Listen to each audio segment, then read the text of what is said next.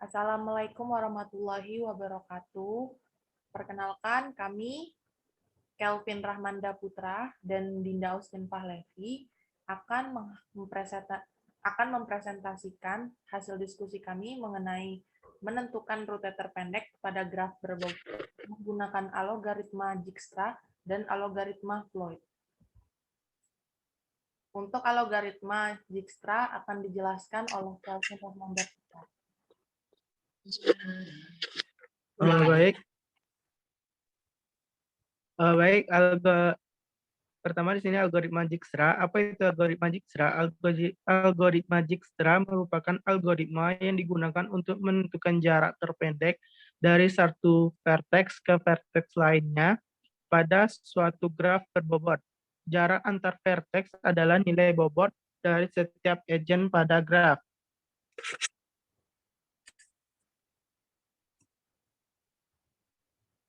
Nah, di sini ada langkah-langkah dalam penyelesaian jalur terpendek ini dengan menggunakan algoritma Dijkstra. Langkah utamanya yaitu membuat daftar jarak, daftar vertex sebelumnya, dan daftar vertex yang telah dikunjungi, dan daftar vertex yang saat ini. Langkah kedua yaitu semua diberikan nilai pada daftar jarak tidak terhingga kecuali vertex awal yang merupakan titik permulaan yang diberi nilai 0. Langkah ketiga yaitu vertex yang telah dikunjungi diberi nilai false. Yang keempat, setiap nilai pada vertex sebelumnya diberi nilai khusus yang menyatakan belum terdefinisi, yaitu vertex saat ini diset menjadi vertex awal. Yang keenam, ambil lagi. Dan ya. Langkah keenam yaitu marking vertex menjadi telah dikunjungi. Yang ketujuh, update daftar jarak dan daftar vertex sebelumnya berdasarkan vertex mana yang dapat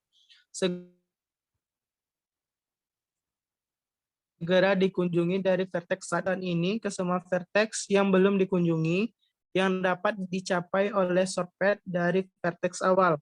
Yang kesembilan, ulangi dari langkah 6 sampai semua titik telah dikunjungi.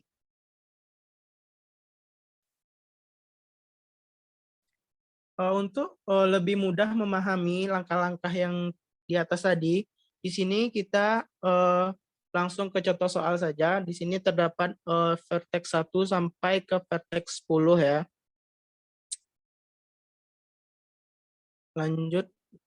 Nah, soal itu tadi kita mencari jarak terpendek dari vertex 1 menuju ke vertex 10. Di sini kita menggunakan algoritma Dijkstra. Pertama kita bergerak dari vertex. Nah, tadi kan kita sudah mengetahui, kita sudah menentukan titik awal kita itu di 1. Jadi nilai jarak di vertex 1 itu sebesar 0. Nah, kita lihat lagi vertex 1 itu berhubungan dengan vertex mana saja, yaitu berhubungan dengan vertex 2 dan vertex 5. Dengan jarak 1,6 untuk ke vertex 2 dan 0,6 ke vertex 5. Untuk mencari jarak dari vertex 1 ke vertex 2 itu nilai awal ditambahkan dengan nilai tujuan kita. Jadi 0 ditambah dengan 1,6 didapatkan nilai sebesar 1,6. Dan jarak vertex 1 ke vertex 5 itu 0 ditambah dengan 0 ditambah 0,6, yaitu didapatkan nilai sebesar 0,6. Nah, di situ kan ada angka 1 ya, yaitu 1,61 dan 0,61. Angka 1 itu berarti nilai vertex sebelumnya. Nah, lanjut kita di setiap kita titik awal kita beri tanda, yaitu dengan, kalau di sini tandanya dengan merubah warna, yaitu dengan warna merah.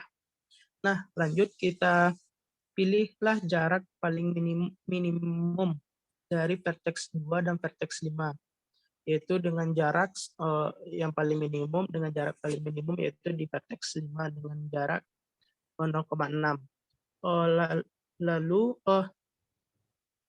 yang tidak berhubungan dengan vertex 1, yaitu yang tidak berhubungan langsung dengan vertex 1, kita beri nilainya dengan simbol infinity atau tak hingga ya. Lanjut, tadi kita kan sudah menentukan jarak paling minimum yaitu di vertex 5, maka vertex 5 kita turunkan lagi nilainya kita lihat vertex 5 itu berhubungan dengan vertex mana saja, yaitu vertex 3, vertex 4, dan vertex 10. Maka dicarilah nilai dari vertexnya. Nilai jarak dari vertex 5, nilai jarak vertex 5 ke vertex 3, vertex 5 ke vertex 4, dan vertex 5 ke vertex 10. Dengan nilai itu sebesar 1,1, 1,6, dan 2,2. Tadi kan tadi kan sudah dijelaskan, sudah dibilang setiap titik awal kita diberikan warna yang berbeda. Jadi vertex 5 itu kita berikan kita ubah warnanya menjadi warna merah. Sedangkan vertex 5 itu kan tidak berhubungan ke vertex 2, vertex 6, dan vertex 7, 8, dan 9. Maka nilainya kita turunkan saja, yaitu nilai vertex 2 tadi sebesar 1,6 dan nilai vertex lainnya masih tak hingga. Nah, kita pilihlah nilai paling minimum dari vertex 2, 3, 4, dan 10, yaitu nilai vertex 3 lah yang paling minimum, itu sebesar 1,1. Nah, titik awal, jadi kita rubah titik awal kita bergerak itu dari vertex 3. Kita turunkan nilai vertex 3 yaitu 1,1, kita lihat lagi vertex 3 itu berhubungan dengan vertex mana saja. Ya, kan vertex 3 itu berhubungan dengan vertex 2, vertex 8, dan vertex 7. Kita cari nilai vertex 3 ke vertex 2 itu, jadi 1,1 ditambah dengan 2, yaitu sebesar 3,1. Sedangkan kita sudah mengetahui nilai vertex 2 itu berapa tadi, yaitu 1,6. Maka kita pilih nilai yang paling minimum, yaitu 1,6 ya. Kita lihat nilai vertex 3 ke vertex 8 yaitu sebesar 2,9 dan nilai vertex 3 ke vertex 7 itu sebesar 2. Nah, yang tidak berhubungan langsung dengan vertex 3 kita beri nilainya infinity, atau yang kalau sudah kita ketahui nilainya, kita turunkan saja nilainya. Nah, kita pilihlah nilai vertex mana yang lebih kecil dari vertex 2, vertex 4, vertex 7, vertex 8, dan vertex 10. Maka didapatkan nilai vertex 2 lah yang lebih kecil. Nah, kita mulai di vertex 2 lah kita bergerak sekarang di titik awalnya. Kita lihat vertex 2 itu berhubungan dengan vertex apa saja. Vertex 2 berhubungan dengan vertex 3. Di sini karena kita sudah mengetahui nilai yang paling minimum di vertex 3, maka vertex 3, vertex 2 tidak berhubungan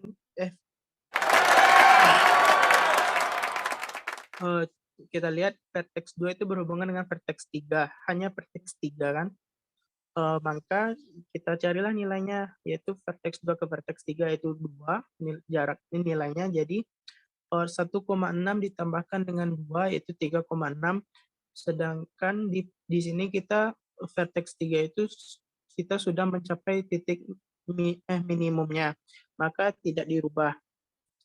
Sedangkan yang tidak berhubungan dengan vertex 2 secara langsung, itu kita turunkan nilainya. Nah, kita cari lagi nilai yang paling terkecil dari vertex 4, vertex 7, vertex 8, dan vertex 10, yaitu vertex 4 yang paling minimum. Nah, kita turunkan nilai vertex 4 menjadi titik awal kita bergerak, yaitu kita lihat vertex 4 itu berhubungan dengan vertex apa saja, yaitu vertex 6. Nah, jadi kita carilah nilainya. Jadi vertex 4 itu sebesar 1,6 ditambah dengan jarak vertex 4 dan ke vertex 6 itu sebesar 1,7, maka didapatkan hasil 3,3. Dan vertex 4 itu tidak berhubungan langsung dengan vertex 7, 8, 9, dan 10, maka nilainya tetap dengan yang kita turunkan saja nilainya. Nah, kita pilihlah nilai yang paling minimum dari vertex 6, 7, 8, dan 10. Maka didapatkan vertex 7 lah nilai yang paling minimum. Maka kita bergerak lagi maka kita titik awal kita bergerak dari vertex 7. Nah, kita lihat vertex 7 itu berhubungan dengan vertex apa saja. Vertex 7 itu berhubungan dengan vertex 9 saja. Maka dicarilah nilainya, itu didapatkan hasil sebesar 2,2. Karena vertex 7 itu tidak berhubungan langsung dengan vertex 6, 8, 9, dan 10, vertex tidak berhubungan langsung dengan vertex 6, 8, dan 10, maka nilainya diturunkan saja. Jadi, kita cari nilai yang paling minimum dari vertex 6, 8, 9, 10, yaitu vertex 9 dengan nilai 2,2. Nah, di vertex 9 yaitu kita nilai minimumnya itu 2,2. Nah, kita lihat vertex 9 itu berhubungan dengan vertex apa saja, yaitu hanya vertex 10.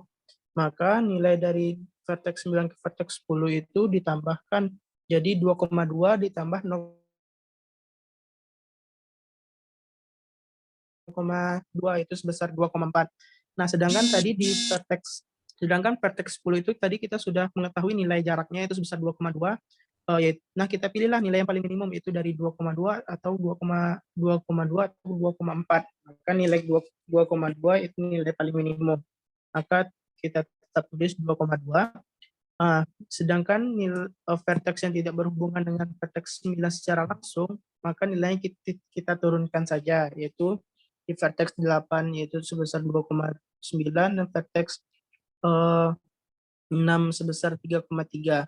Nah, kita pilihlah nilai yang paling minimum untuk titik awal kita bergerak lagi, yaitu di vertex 10, yaitu yang nilai paling minimum sebesar 2,2. Nah, kita lihat di vertex 10 itu vertex mana saja sih yang berhubungan langsung dengan vertex 10, yaitu di vertex 9 dan vertex 5. Sedangkan vertex 9 dan vertex 5 itu kita sudah mengetahui nilai yang paling minimumnya. Maka vertex 10 tetap yang tidak berhubungan langsung dengan vertex 10, maka nilainya tetap diturunkan saja, yaitu vertex 6 dan vertex 8 kan tidak berhubungan langsung dengan vertex 10. Kita pilih nilai yang paling minimum dari vertex 6 dan vertex 8, yaitu di vertex 8 nilai yang paling minimum yaitu sebesar 2,9. Nah, kita lihat vertex 8 itu berhubungan dengan apa saja, dengan vertex mana saja, yaitu hanya berhubungan dengan vertex 3. Dan vertex 3 kita sudah mengetahui nilai yang paling minimumnya berapa. Lanjut, karena di sini tersisa hanya vertex 6, maka vertex 6 adalah nilai yang paling minimum yaitu sebesar 3,3. Nah, tadi kan kita mencari jarak yang paling terpendek dari vertex 1 ke vertex 10 ya. Nah, kita lihatlah jaraknya kita lihat dari vertex 10 itu nilai minimumnya itu di 2,25. Nah, jadi 10 bergerak sebelumnya ke 5. Nilai 5 itu didapat sebesar 0,61. Jadi kita lihat nilai di 1 itu berapa, yaitu nilai 0. Jadi didapatkan rute terpendeknya itu adalah 1, 5, dan 10.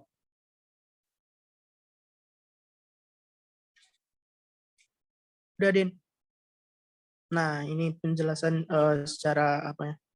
Jadi didapatkan rute terpendek dalam pengambilan sampah, karena graf itu diambil dari jurnal, itu tentang membahas pengambilan sampah di Kota Merauke dari titik 1 ke titik 10, didapatkan hasil sebesar rutenya itu dari 1, 5, 10 dengan total jarak tempuh sebesar 2,2 km.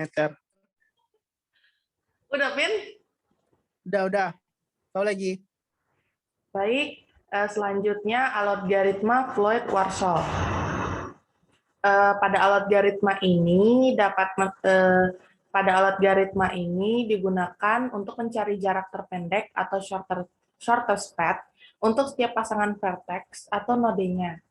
Biasanya algoritma ini menggunakan matriks bobot sebesar n kali n, di mana n merupakan jumlah dari vertex tersebut. Dalam usaha untuk mencari lintasan terpendek, algoritma ini memulai iterasi dari titik awalnya, kemudian memperpanjang lintasan dengan evaluasi titik demi titik hingga mencapai titik tujuan dengan jumlah bobot yang seminimum mungkin. Lalu di sini merupakan langkah-langkah atau mekanisme dari logaritma Floyd tersebut, di mana langkah awal yang harus dilakukan untuk menentukan shortest path yaitu membentuk atau merepresentasikan graf ke dalam sebuah matriks n kali n. Di sini terdapat W, di mana W ini merupakan W0, lalu ada K sama dengan 1, I sama dengan 1, J sama dengan 1. Lalu untuk mencari shortest path, kita juga membutuhkan di mana WIJ ini merupakan matriks, di mana apabila W atau matriks WIJ lebih besar daripada WIK atau matriks WIK ditambah WKJ, maka pada matriks tersebut boleh ditukar. Dengan syarat apabila matriks IJ-nya lebih besar daripada matriks WIK ditambah WKJ. Lalu di sini juga ditentukan bobot-bobotnya, di mana pada bobot matriks yang telah ditentukan atau dituliskan pada graf dengan vertex lebih dari 7 akan berbobot 0 apabila I sama dengan J. I sama dengan J ini merupakan vertex cycle. Lalu akan dituliskan dengan bobot infinity atau tak hingga apabila matriks I tidak sama dengan J. Maksudnya tidak sama dengan J, matriks tersebut itu tidak bertetangga dengan vertex lainnya. Sebagai contoh, kita ambil graf dari yang Kelvin jelaskan tadi, yaitu pada pada vertex 1 sampai ke vertex 10. Untuk mencari shortest path atau lintasan terpendek menggunakan algoritma Floyd, kita akan memulai dari vertex 1. Untuk contoh iterasi, untuk contoh menentukan bobot matriks dengan tak hingga atau infinity, yaitu akan dikatakan matriks itu infinity atau tak hingga apabila matriks ini tidak bertetangga dengan matriks lainnya. Contohnya pada matriks 1. Matriks 1 ini bertetangga dengan 5 dan vertex 2. Namun dia tidak bertetangga dengan vertex 3, vertex 4, 6, 7, sampai dengan 10. Di mana vertex 1 ini tidak bertetangga dan hanya bertetangga dengan 2 dan 5. Akibatnya, karena tidak bertetangga, vertex lainnya, kecuali vertex 2 dan vertex 5, akan berbobot tak hingga pada matriks berbobot n kali n. Kita ambil contohnya ini. Untuk membuat matriks ini, kita ambil dari graf ini, di mana pada matriks IJ atau I pada matriks I untuk ke bawah dan K untuk J ke atas kanan. Pada matriks 1 ke 1 itu berbobot 0 dikarenakan tidak terdapat vertex cycle. Makanya di sini disebut 0. Lalu pada matriks yang berbobot tak hingga ini merupakan matriks yang tidak bertetangga. Lalu setelah didapatkan matriks yang sudah direpresentasikan dari graf tersebut, kita definisikan sebagai X berpangkat 0 atau K sama dengan 0 dengan iterasi 0. Lalu untuk menentukan shortest path selanjutnya, kita akan menentukan K sama dengan 1 atau iterasi ke-1, di mana iterasi tersebut akan dituliskan ke dalam matriks lagi dengan definisi X berpangkat 1. Untuk menentukan iterasi pertama atau K sama dengan 1, kita menggunakan rumus yang telah dituliskan pada mekanisme algoritma Floyd itu, yaitu WIJ sama dengan WIJ apabila dia lebih besar daripada WIK ditambah WKJ, maka matriks tersebut boleh ditukar. Maksudnya di sini K sama dengan 1 atau iterasi 1, itu K itu merupakan matriks baris pertama yang akan diiterasikan pada iterasi pertama. Yaitu kita iterasikan pada matriks yang paling pertama ke dalam iterasi ke-1, yaitu pada matriks 1 ke 1 sama dengan 0, dan 0 ditambah 1, 0 ditambah 0. Maksudnya pada WIJ, yaitu matriks cycle tersebut, karena tidak memiliki matriks cycle, makanya di sini disebut 0. Lalu mengapa 0 ditambah 0? Karena pada matriks IK atau matriks I pada iterasi K, yaitu matriks I, yaitu yang berjumlah 0, ditambah dengan matriks KJ, di mana matriks KJ ini juga beriterasi 0, yaitu 0, maka 0 ditambah 0, hasilnya tetap 0. Lalu di mana lintasan terpendek pada matriks barisan pertama ini? Yaitu yang paling kecil berjumlah 0.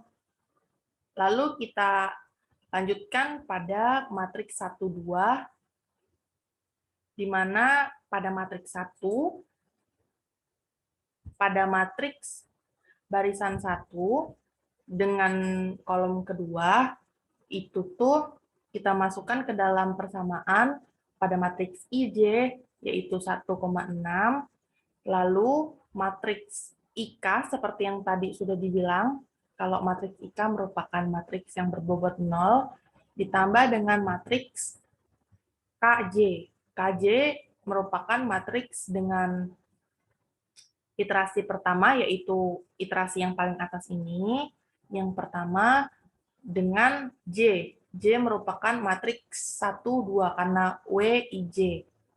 Maka diambil 1,6. 0 ditambah 1,6 tetap 1,6. Pada kedua iterasi ini, manakah yang paling kecil? Yaitu 1,6.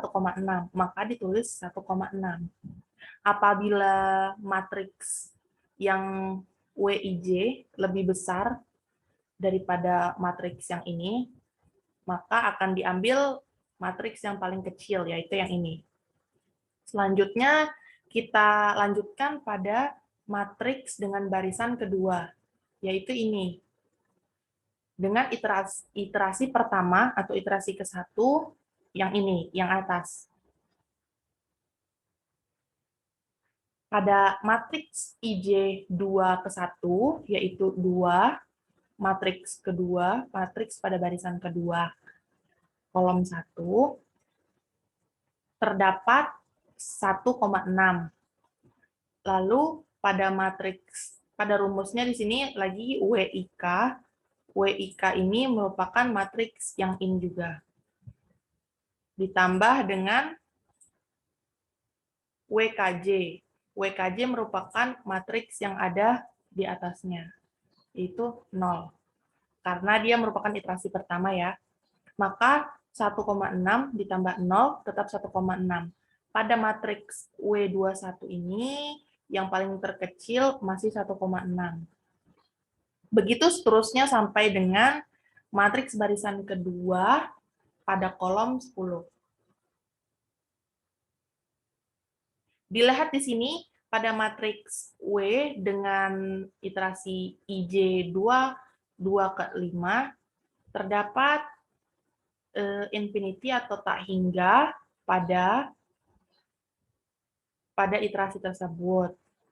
Karena tak hingga itu dapat tidak diketahui jumlahnya, maka kemungkinan bisa 3 atau 4 atau seterusnya. Oleh karena itu, 1,6 ditambah 0,6 itu menghasilkan 2,2, di mana 2,2 ini merupakan lintasan terpendek pada barisan kedua. Makanya kita tidak mengambil atau kita menukar infinity ini. Kita melakukan tahap yang sama pada matriks barisan pertama, pada matriks barisan kedua, sampai dengan matriks barisan ke-10. Dan didapatkan matriks baru dengan X berpangkat 1 atau iterasi ke-1, yaitu sebagai berikut. Karena tadi terdapat pertukaran pada iterasi, pertukaran karena terdapat lintasan terpendek yang lain, maka terdapat perubahan pada matriks itu pada matriks lintasan kelima dengan matriks lintasan kedua, yaitu sebesar 2,2. Maka shortest path dari 2 dan 5 atau sebaliknya dengan interdiamet 1. Lalu iterasi yang tadi kita lakukan, kita lanjutkan dengan iterasi kedua, ketiga, keempat, sampai ke-10. Maka didapatkan shortest path atau lintasan terpendek dengan algoritma Floyd dengan lintasan terpendek 1, 5, dan 10. Terima kasih. Sama-sama.